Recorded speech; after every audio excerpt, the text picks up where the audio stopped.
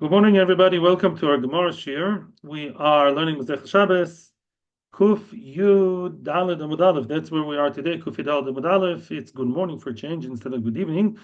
And today we're going to discuss a very, very interesting topic. We're going to discuss Be'ezus Hashem, who is a Talmid Chacham. What's considered to be Talmid Chacham? A lot of people consider themselves to be Talmid Chachamim, and some don't. And the term has been widely used in all kinds of contexts. And the question is, who really is considered to be Talmid Chacham? Although the Gemara at the beginning will discuss the way a Talmid Chacham is supposed to dress, and then eventually we're going to discuss the term Talmid Chacham in general. So let's go. This year is obviously for the Hatzlacha of the wonderful soldiers who are fighting in the north and the south in these difficult times, and for the safe and quick release of the hostages. Amar B'chia Barabba Amar Rabbi Yochanan. Rabbi Barabba quotes Rabbi Yochanan as saying as follows: "G'nayu l'talmid chacham sheyetza b'minolim u'mtuloim l'shuk." It's a gnai. It's considered to be something that is, derogatory, something very low class and not respectful for a talmid chacham to go out to the public place with shoes that are patched up. There's like a hole and it's patched, and that's considered to be very non-elegant and not the way a talmid chacham should dress. Now the Gemara is going to challenge that. And the Gemara is asking, Rabbi Acha bar Chanina nafik. Rabbi Acha bar Chanina, surely a Talmid Chacham in Amayra, nafik, he did go out with those patched up shoes to the street. How come? Amar Rabbi Acha Breder of Nachman. Rabbi Acha Breder of Nachman is going to reconcile the contradiction. And then he explains and he says, Betlai al gav tlai, which means when we said that it's not a good thing and it's even considered to be gnai and something despicable to do, that's only tlai al gav tlai. When you have one patch on top of the other, it's all patched up. There's one patch on top of another patch. That's really, a botched job. That's really bad. And then we say that's considered to be disrespectful. However, Rav Acha Breder of Nachman, Rabbi Acha bar Chanina, he would go out with one patch, and that's still considered to be okay. Now, I would like to bring in the Gemara from Maseches Brachos. The Gemara Brachos brings down other answers, other way to explain when is it and when isn't it good to wear a tlai on your shoe as a Talmid Chacham. So the Gemara also differentiates between where is the tlai, the patch, located. If it's in the top part of the shoe, which is visible, that's not good. If it's in the bottom part, but the sole, nish gefährlich, it's not so bad. And then we also have other answers, such as differentiating between summer and winter. If it's summertime, where everyone sees your shoes, then it's not good to wear the tlai. Wintertime, back then, the roads were very muddy. They were not paved. And therefore, if the whole thing is just one, pool of mud, people don't really notice how your shoes look like, and it does make a difference. And the Gemara also says in Brachos, there's a difference between wearing the shoes indoors and outdoors. So indoors is not so bad, even if you have tlai gabet tlai. So a Talmid Chacham can wear some, shlachi, not so nice looking Crocs, and that's okay, as long as it keeps it indoors. And that is it. Now let's move from the shoes to the rest of the body. Kol Talmid Chacham shenimtza revav al bigdo chayav misa. Any Talmid Chacham that has a stain, and Rashi points out, we're talking about a stain of shuman v'chelev. Rashi says it's a stain that is real, the bad one, something that doesn't come out, such as fat, oil, chelev, such a revav, such a stain on his beged is considered to be something that's mechayiv misa. Yeah, Hashem will punish him by early death, lo aleinu, if he dresses like that. How do we know? What's the source? Shenemar, it says, Kol misanai ahavu movis. The pasuk says in Mishlei, those who hate me, they love death. However, the Dorosha, Chazal came and they explained the pasuk a bit differently.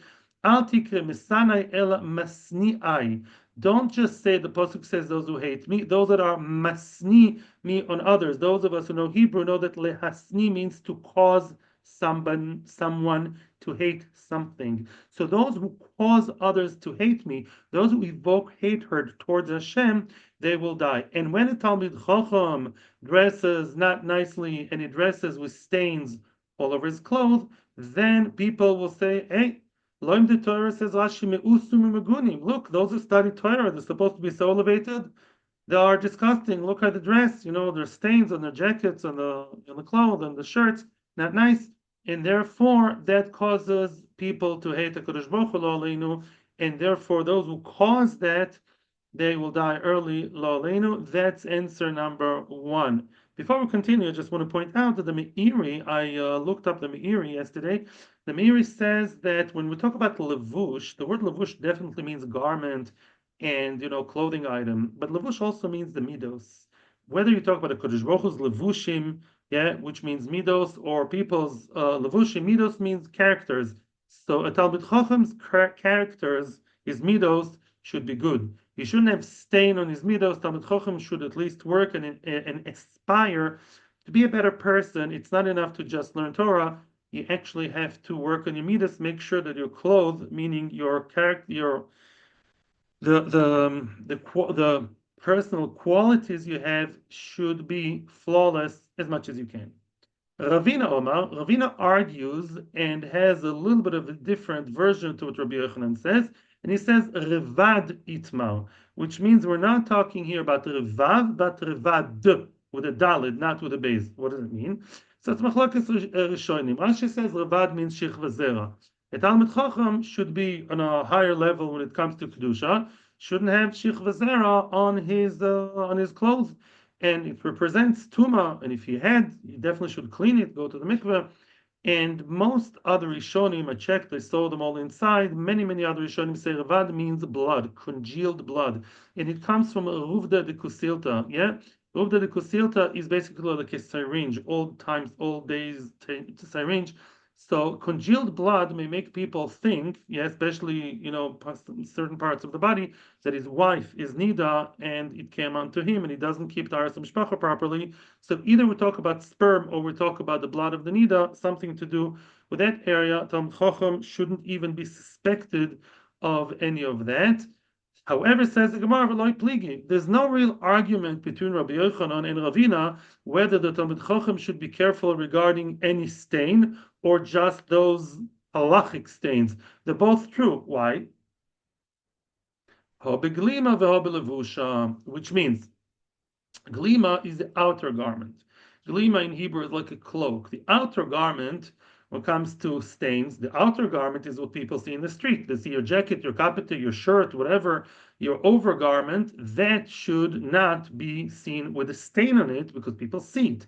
Levusha is the inner garment, whether it's a shirt or the t-shirt, whatever you wear closer to your body. There, shich v'sera, that's when shich v'sera shouldn't be. That's where usually it is, in the underpants or something like that.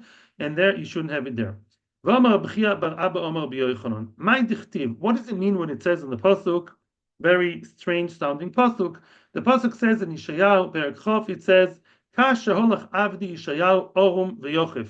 Yeshayahu Novi for 3 years, was commanded by Hashem to walk around orum v'yochef, meaning naked and ayochef and barefoot. And did you really walk around completely, naked in his birthday suit for 3 years? And Novi says the Torah, no. Says the Gemara, no. Orum b'bgodim bluim v'yochef b'minolim u'metuloim. Orum doesn't mean stark naked. Orum means that he was wearing b'godim bluim, torn and worn clothes. And miyochef minolim u'metuloim, he would walk around not barefoot completely, but rather with, shmattery, low-class, patched-up shoes that you're not supposed to walk around with. So a few things have to be explained over here.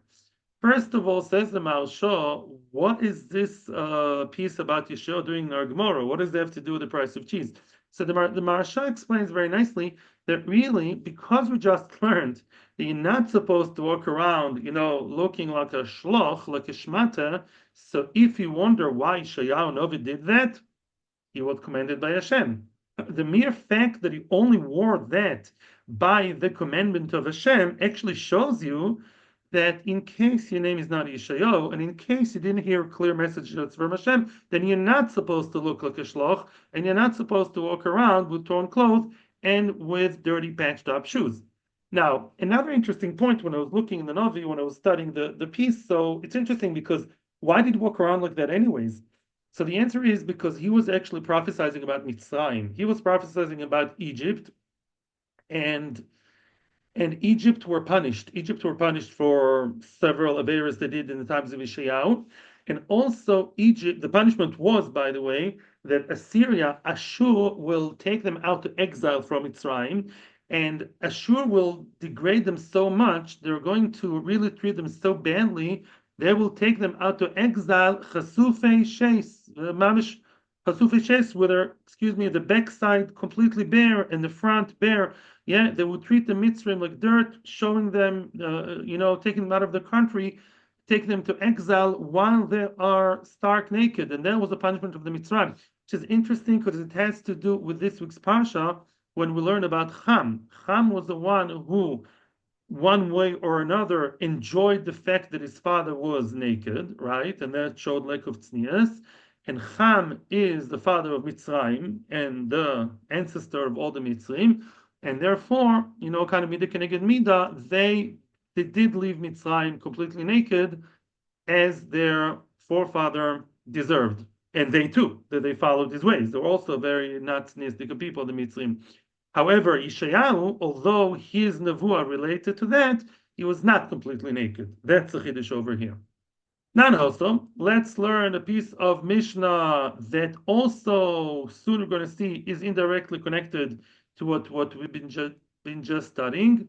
Let's see the Mishnah in Maseches Mikvois. So let's learn a little bit of Tumah v'Tahara here. Let's go. So let's say you have a donkey rider. Yeah, I had a very nice time riding donkeys when I was in Jordan. And basically, the donkey has a thing called mirdas. Mirdas is like a blanket that they put on the body, on the main part of the body of the donkey, because donkeys tend to be cold. That's what the Gemara said before in Daf and Gimel, if I'm not mistaken. Donkeys are always cold. They're very cold, stubborn, stationary kind of animals. And because of that, people like to, for the sake of the animal, they dress them up with those mirdas, with those blankets, which are usually worn under the saddle. Now, the mirdas can sometimes become tameh. Let's say a dead sheretz, a dead mouse, a dead monitor lizard, whichever one of the 8 shotzim, for example, touched the mirdas, right? Or came into contact with a dead person, or zera, anything. So then that mirdas becomes tameh. What do you have to do with the mirdas? Take it to the mikveh. Take it to the local beach, take it to the local mikveh, dip it inside very well, and make sure there's no chatzitza. Chatzitza can be an issue. Let's say there's an interruption, there's some kind of stain on the mirdas. So then that's going to be an issue because just like, women go to mikveh or gerim or people are really makpid, yeah, they cannot have chatzitza between their body and the mikveh water. So too, with the mardea, it can be an issue. So the Mishnah deals with that. And the Mishnah tells us, don't lose sight. Soon we're going to connect that Mishnah to what we've been seeing before. Nan hostam, revav ala mardea, Baruch Hashem. Revav ala mardea choitzetz. Revav, there's revav, again an oil stain on the mardea, on that blanket. It's chatzitza. And Tanakama here doesn't give us any shear, any size. Sounds like even a rather small size could be chatzitza. If you care about it, it's chatzitza. However, Rabbi Shimon Gamliel Omer argues and says, ad kisarei talki. In other words, chatzitza is isarei talki, which means only if the stain is the size of at least isarei talki, Italian coin, the Italian coin called isar, which is the size of either 4 or 6 barley grains, yeah, or the weight of the grains. It's not a big one. That size of revav is something people normally care about, and then it would be chatzitza. Yeah, people care, they don't like it there. It's chatzitza, and you get it out of the way. Clean it before you take it to the mikveh. V'ala b'godim. Yeah, what is chatzitza on the b'godim? Much more common. Let's say your own garment. On people's garment, people's clothes, there is some kind of chatzitza, then here we're not talking about sizes, but rather about something else. Mitzad echad eino choitzetz, mishnei tzadodin choitzetz, which means if that beged has a stain, imagine yourself a thick kind of fabric, and the stain only stained it on the inside, not the outside. Yeah, sometimes you can have ink stains in the inner side of your jacket, and outside the jacket looks completely clean because it's rather thick, and the stain did not seep through to the other side. So here the Mishnah says if the stain is on one side, the inner side, it's not chatzitza, because who cares? Nobody sees it. But if it's from both sides, it went through and through, then it's already considered as chatzitza. That's what the Nekama says. Rabbi Yehuda Omer Mishum Rabbi Shmuel. Rabbi Yehuda quotes Rabbi Shmuel as saying, he argues and he says, no, even one side, even the inner side of the garment is also chatzitza. People don't like it, or we assume people don't like to have the stain even on the inner side. Sometimes people back then, unlike our jackets, they would also turn around the clothes. So, you may wear it the wrong way around, and then people will see the ketem, or you just don't feel comfortable having the ketem inside. Whatever the reason is, even an inner ketem, an inner stain that does not show outside is also chatzitza. People don't want it there. Let's now continue to the Gemara. The Gemara is now stopping in the middle of the flow of the Mishnais with a question about an Amora. Then we're going back to the Mishnais. That's why, by the way, the text is now changing from Hebrew to Aramaic. Rabbi Shimon ben Lakish is asking Rabbi Chanina the following question. Mirdas mitzad echad mishnei tzadodin. We just heard, there is a machloikas here, right? And according to Rabbi Shmuel, even one side, even the inner side of the garment is bad enough to be considered chatzitza. What would he say about mirdas? Let's say a person is riding his donkey and there's a stain in the inner side, in the hidden side of the mirdas. Would he say there too that it's chatzitza because people are particular about it or not? Omar Lei. So now Rabbi Chanina is answering carefully, and it says Zuloi Shamati. This particular question I never heard from any of my rabbis. I did not hear any particular answer, any clear answer. But Kayaytza Bashamati, I heard a similar Mishnah, which we will now quote, and that reflects on your question. Detnan. It says in the Mishnah, and by the way, that Mishnah, as I told you, is the next Mishnah following the one we just saw before a minute ago. What does the next Mishnah say? Rabbi Yossi Omer shel banoin mitzad echad v'shel bur mishnei tzadodin, which means Rabbi Yossi comes and argues on Rabbi Yehuda, and he quotes Rabbi Shmuel to be saying differently. And what does he say? It says, depends who's the owner of the beged. You are telling me that even one side stain, even an internal stain is a problem? Says Rabbi Yossi, depends. Depends how much of a feinschmecker is the person, how particular and finicky is the person. Each one is different. By banoin, if the garment belongs to literally builders, the builders are more particular, and even in the inner side, one side, it's already choitzitz. Shilbu, people who are simple people, only then they're only makpid if the stain is on both sides. What does it mean banoin, not builders? Banoin means Talmid Chacham. As the Gemara will explain why soon, but Talmid Chacham are called builders because Talmid Chacham, and here we get to our point from before, Talmid Chacham have to be very particular and careful about how they dress. It has to be, really meticulous, spotless, and therefore Talmid Chacham, if that's how they dress, they are particular even if it's a one-side stain, even if it's an internal stain, not external. And then, when it comes to their clothes, even one side is chatzitza. But bu is an ma'oretz, or even worse, is a very simple person. He doesn't care about stains unless the stain is on both sides. How does that answer the question regarding the mirdas? And mirdas, the donkey's garment, with all the respect to donkeys, is not more important than the clothes of a human being, even an Amaretz. And therefore, if the Amaretz by him only if it's through and through, it's chatzitza, so too by the mirdas, even of Talmid Chacham, only if it's through and through, it's chatzitza. But if it's in the internal side only, it's not called chatzitza. My banoin. The Gemara finishes off with a question: who are those builders that are so particular regarding the cleanliness of their clothes? Amar B'Yochanan, Elu Talmidei Chachamim she'oiskin b'binyan shel olam kol yameihen. Talmidei Chachamim, they are busy building the world their entire lives. Yeah, the entire life of a Talmid Chacham is to learn Torah, and when you learn Torah, as the Talmidei Agra write, you're boina oilamus elyonim, oilam and oilam. You build new worlds in the upper world. You sustain this world. You protect your nation when you learn Torah. You build your nation. You build everything. And therefore, since a Talmid Chacham is a person who builds the entire life, he kivyochol helps the Kodesh Baruch Hu build the world. That's what's called banoin, and he should be particular about the way he dresses, and therefore he minds and he cares even about a one-side stain. Oh, as I promised you before, now we're going to discuss who is a Talmid Chacham. So first of all, you should know that when we talk about Talmid Chacham, there could be many different ramifications.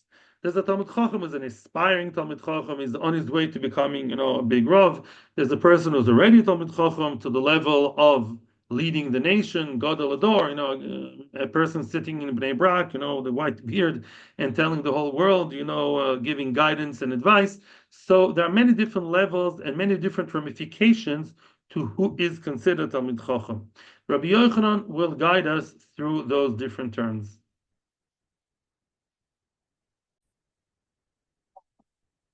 Okay, Talmid Chacham number 1.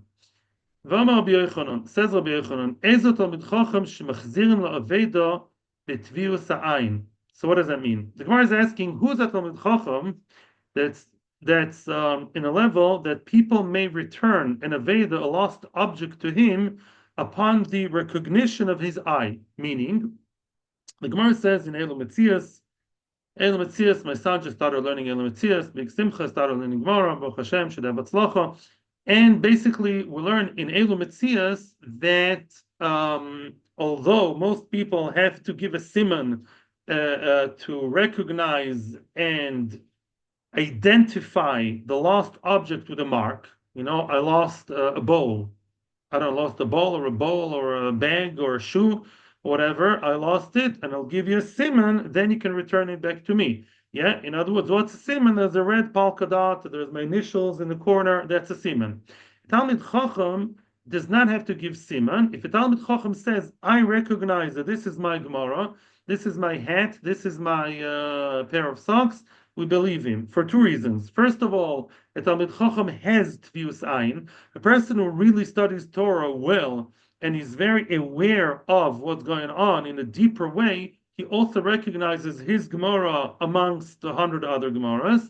And also, Talmid Chacham, unfortunately not all Talmid Chachamim, and the Gemara recognizes it, but we assume that Talmid Chacham is a person who says the truth, who doesn't lie. That's not always true, the Gemara says, but if it's a Talmid Chacham that always says the truth, or so we assume, except for 3 things, then we give him back the Aveda. Now, Rabbi Yochanan is adding a 3rd condition.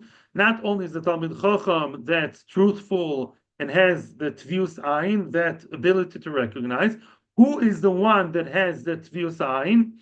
I wouldn't actually say Rabbi Yochanan is giving us another condition. It's giving us the standard, who is considered a Talmid Chacham that has that quality of recognizing the fine details. A Talmid Chacham that, whereas by mistake he wore the garment, happens a lot with t-shirts or with undergarments, you wear it inside out. So all the tfiros, all the seams,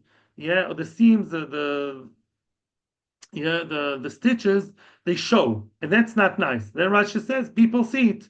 Today it's undergarments, but people who wear t-shirts as a shirt, or people who wear whatever, any kind of clothes. Like back then, all these like jilaba, they would wear it with a tfir outside. He'd be makpid to turn it and wear it properly in a way that actually is nice and elegant and respectful. Such a Talmid Chacham, you give him back the that the Aveda b'tviu sign. Why? What's the connection? So the Maharsha says something very nice.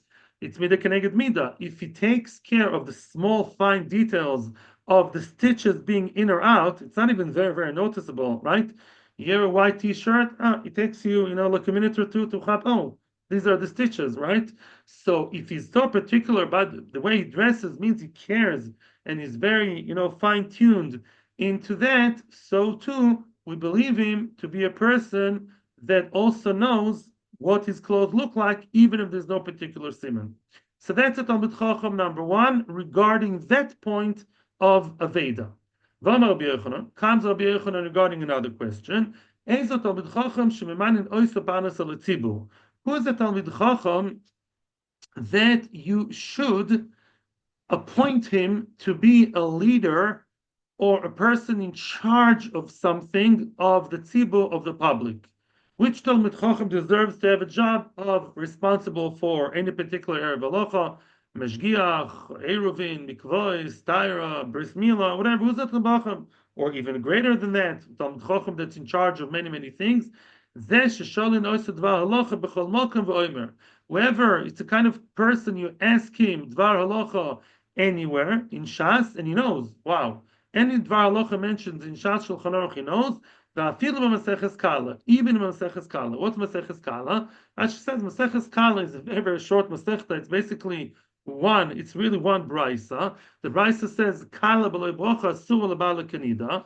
A Kala before the sheva brochas of the chuppah is not allowed to be with her husband as if she's nida. It's one brisa. What's the big deal of knowing Maseches Kala? So says Rashi and a lot of other Rishonim here say, Lo regila ba'inshi. Many people don't learn Maseches Kala.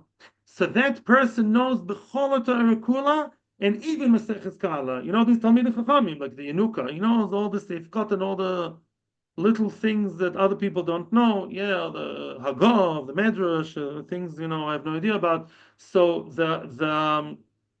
you basically see that the Talmid Chacham, his knowledge is so vast, is so great, even with Maseches Kala, that people barely learn, and he does, so he can be a leader over the tzibur. He can give us das Torah. Now, 2 points here. Point number one is Tosfos, which we're not looking inside right now. You're welcome to look at the first Tosfos in the page. I'm sorry. Yeah, basically, Tosfos says that the Gemara in Kiddushin, Daf Mem Tes Amud Beis, says that if a man tells a woman, "Eret mekudesh li, you are my wife, you are my legal wife, mekudesh li, al menas shani Talmid Chacham, on condition that I'm a Talmid Chacham." And then she finds out that he's not exactly, the world's sharpest pencil, and he's not like Shimon ben Zoyma, Shimon ben Azai. He's not one of the biggest Talmidei Chachamim. Nish gefährlich. The Gemara there says, even if he knows a Maseches Kala, that's good enough. So there, Maseches Kala is mentioned, according to Rashi over there, is something very light and simple. Even if he knows one brisa, it's good enough of a Talmid Chacham. How come? Here Rashi says, right, a Talmid Chacham is somebody who knows even Kala, meaning the whole thing, and even Maseches Kala. And there, it's exactly the same words. I feel Maseches Kala. And then what does Rashi say? There Rashi says, even if he just knows Kala, for her it's good enough. What's the difference? The difference is in context, of course. When you talk over here about a person who's supposed to lead the nation, he needs to know everything, even Maseches Kala. Over there, it's a girl. She learned in Bisyakov. She wants a guy. Talmid Chacham sits and learns, aspiring to know something. For her, it's good enough. For her, the mere fact he knows something and he wants to learn more, he's in the right direction. It's good enough for her. The Maharsha is a different explanation altogether. The Maharsha says that we're not talking here about a person who's leading the entire tzibur. We're talking here about Dvar Halacha. The Maharsha is medai because later on the Gemara gives a different. There's a similar Gemara that will appear soon, where the Gemara says halacha.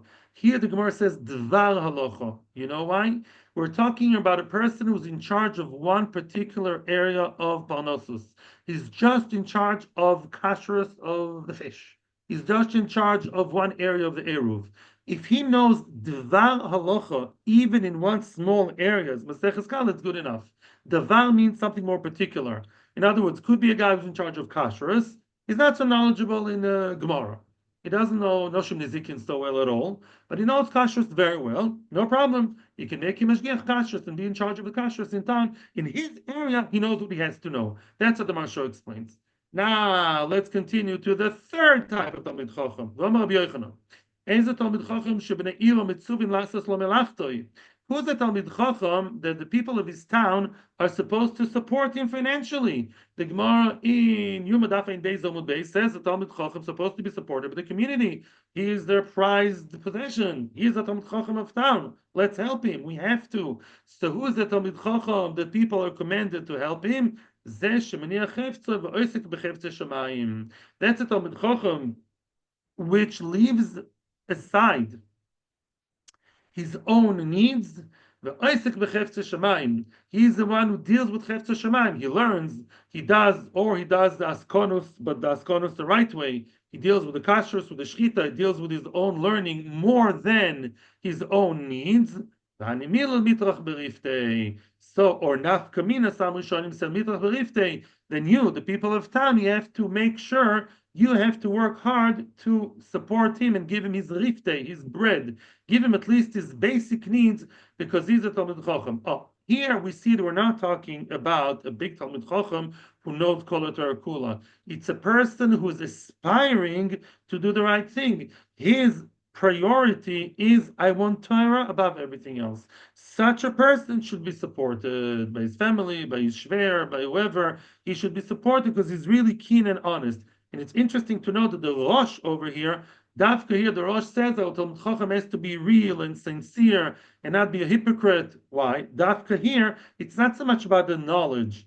Yeah, we're supporting him now. Eventually, he'll become possibly Gadol Ador. So such a person has to be also very honest and very emisdik, because it's not so much about the knowledge, it's about the aspiration. V'amar Rabbi Yochanan, oh, here comes the real deal. Ezu Talmid Chacham? Question mark. But now says the Maharsha, we're not talking anymore about Talmid Chacham for X, or Talmid Chacham for Y, or Talmid Chacham for element OP.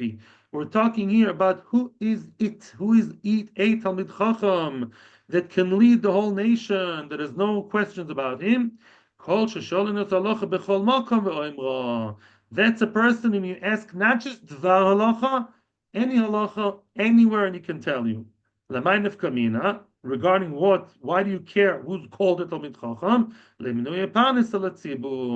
Again, to make him a leader over the nation or over the public, which means, if the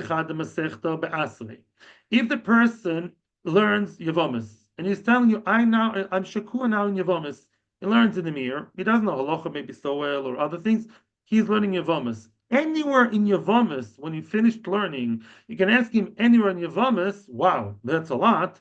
Then you can make him a Rosh Yeshiva or a leader be'atrei, in his town, in his community. But if he's a person who can answer you anywhere in Shas, anywhere in Torah, anywhere that he ever learned, then you can make him Rosh Yeshiva, not just in his own town, but over the entire public. Because there you need real Das Torah. It's not enough that he's sincere and good and nice and good midos and truthful. No, he really needs Das Torah to lead the people, to lead the nation. For that you need a person who's, besides his good midos, you need a real encyclopedia. Rab Shimon ben Lakish Omar. Now we're going back to those garments that we discussed before. So what did we say about the garments? We said the banoim are the garments of the banoim are the garments of the Talmidei Chachamim, and even if on one side there is a stain and the stain does not go through and through, it's still considered to be a chatzitza. Rabbi Shimon ben Lakish Omar argues and says, Elu kelim olayrin haboim memdina sayam. These are the olayrin, which means olayrin are balonim, the mikveh attendants, the people who work in the bathhouse. So they have very fancy, nice bath robes. They have like kelim. Rashi says of the choshev of people. Yeah, bnei odom chashuvim. They wrap themselves up with those fancy, nice towels, and even a little bit of a stain they care about. And that's why even a one side stain is chatzitza, became tameh, because one side is bad enough. This is his, designer bathrobe, he doesn't want any stain on it. Are you coming to tell me that those garments are white? Because usually people are more particular when it comes to stains on white clothes. Fragt the Gemara, doesn't make sense. Rabbi Yanai told his children, and from what he said, we're going to challenge the color of the bathrobe. What did Rabbi Yanai say to his children? Bonai, before his death. Before his death, he approached his children and said, Al tikberuni lo bekelim levonim v'lo bekelim shchorim. When it comes to tachrichim, to shrouds, don't bear me neither with white shrouds nor with black ones. Why not? Levonim shemelo ez keveke chosen ben avelim. Don't bear me with white clothes because maybe lo aleinu I won't be zoiche.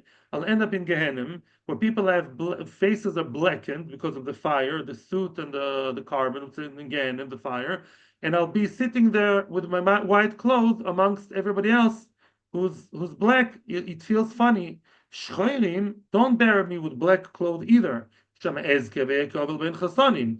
I'll be zoiche and I'll be in Gan Eden. Everyone wears white with a white glowing Shechina light, and now I'll be sitting there like Ovel ben Chasanim. I'll be there like an Ovel, like a mourner amongst Chasanim, amongst the grooms. Doesn't make sense. I don't want to stick out, Ela, but rather, you know how you should bury me? You should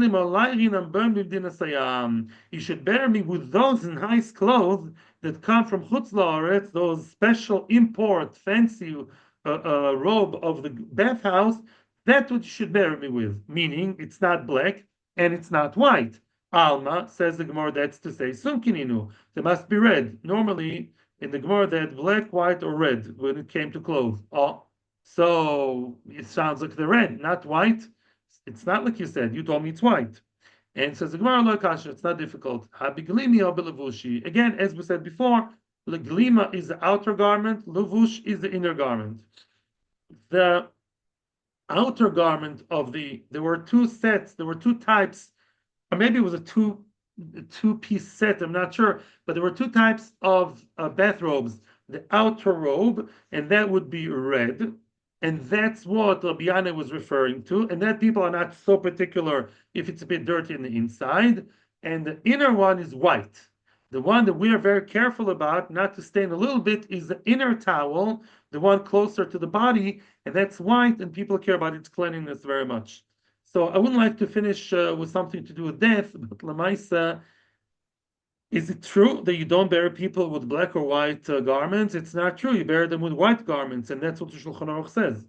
Apparently, Rabbi Yanai had his own shtanz over here. Rabbi Yanai had his own idea to emphasize and highlight the fact that nobody knows if he'll end up in the Gehenim or Gan Eden. He wants to drive that message home to his children and tell them, listen, my friends, I don't know where I'll end up. You think I'm a big tzaddik? I don't know. And because I may end up in Lo Aleinu Gehenim, I don't want to be dressed in white. That's the idea. So to finish, but really, la'alocha, you should wear white, as the Gemara in Yerushalmi says. And to finish with a more positive note, the Gemara in Yerushalmi also says that Rabbi Yirmiyah, when he basically bequeathed, and told people what he wants, the way he wants to be buried, and his burial arrangement, when he was dealing with that, so Rabbi Yirmiyah told his children, please bury me with my shoes on, and bury me with my staff, my walking stick right next to me, because when a Mashiach comes, I want to be ready to step out of my grave and walk towards Mashiach. May we see Mashiach Tzidkenu b'meir b'amen, amen. Thank you so much. Thank you all of you in Torah Anytime and also in YouTube for being with us, and see you tomorrow. Thank you with another shir. Let's keep doing it until Mashiach comes.